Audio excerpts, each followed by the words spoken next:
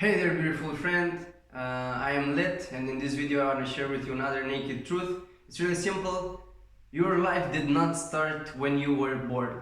That's just your current life. If we're gonna see, for example, if we associate life with a TV series, like the whole seasons, like the whole TV series would be eternity, and one episode is one life. So basically, this is just one episode of the eternity that you already lived. Like, you might say that you are 30, 40, 20, or something like this, but actually, you have like millions or billions of years, actually. Like billions of years. Actually, I don't know, in the higher dimensions, time doesn't exist the same way it exists here, and we don't perceive it the same way, but in years of the earth, you have billions of years. That is true. Like, you don't have 20 years or something like that. Yeah, thank you very much for watching this video. I hope you enjoyed it, and I hope you have an amazing day, and I love you.